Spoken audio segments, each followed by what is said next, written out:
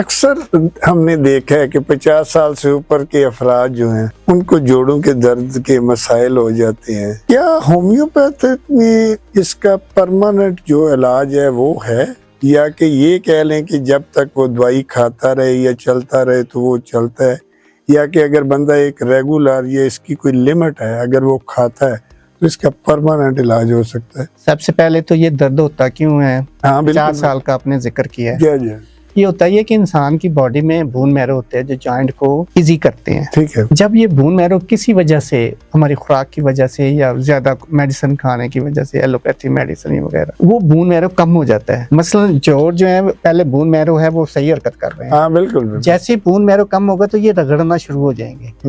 اور ایک جس کو ہم اردو میں مرکنی ہڈی کہتے ہیں وہ کم ہونا شروع ہو جاتی ہے. ٹھیک ہے. اور جوڑوں میں درد ہوتا ہے، سٹفنس ہو جاتی ہے، سوزش ہو جاتی ہے، اور وہ چبھن ہوتی ہے، اکڑ جاتی ہیں، آوازیں آتی ہیں. ایسے حالات پیدا ہوتے ہیں، پھر بندہ اٹھ بھی نہیں سکتا. اور یہ اکثر دیکھا گیا ہے کہ ہر تیسرا بندہ اس کے مرض میں مبتلا ہو رہا ہے. تو میرے پاس ایک آئل ہے، آرنیکا آئل، جرمن کا بنا ہوا ہے. میں نے اپنے پیشنٹس کو دیتا ہوں اور ماشاءاللہ بہت اچھا رزلٹ ہے.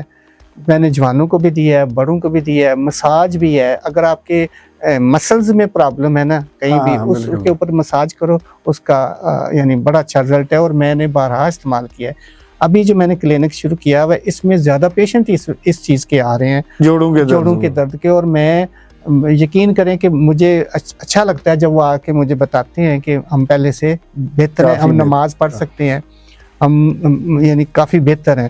تو میں ریٹائرمنٹ کے بعد جب کلینک شروع کی سب سے زیادہ میرا فوکس ہی جوڑوں پہ ہے. تو میں ابھی وہ تیل منگواتا ہوں اور جرمن سے یہ میں آن لائن منگواتا ہوں تو استعمال کرواتا ہوں اور بہت اچھا رزلٹ ہے. تو یہ اسی لیے آج کے دور میں خوراک کی کمی، ہماری جو خوراک ہے سب سے پہلے ڈائٹ ہماری جو ہے نا وہ صحیح ناقص ہے. ہماری ڈائٹ نہیں صحیح. جب ڈائٹ ہی نہیں صحیح تو ہمارے جسم میں کیا ہوگا؟ اور آپ ابھی بیٹھے میرے سامنے، اٹھتے بیٹھتے سب سے پہلے جوائنٹ ہی تو حرکت کرتے ہیں. بالکل. اگر ہمارے میں کوئی کمی ہو جائے گی تو سب سے پہلے ان پہ فرق پڑے گا. حقیقت بات. تو جوائنٹس کا جو ہے مسئلہ بہت زیادہ ہوتا جا رہا ہے. اور خاص طور پہ بچوں میں بھی وٹامن ڈی کی کمی کی وجہ سے اور کیلشیم کی وجہ سے بھی ہڈیاں کمزور ہو جاتی ہیں اور ذرا سی حرکت گرنے سے ٹوٹ جاتی ہیں. تو وہ ایسی چیزیں ہمارے چھوٹوں میں بھی ہیں اور بڑوں میں بھی نظر آ رہی ہیں.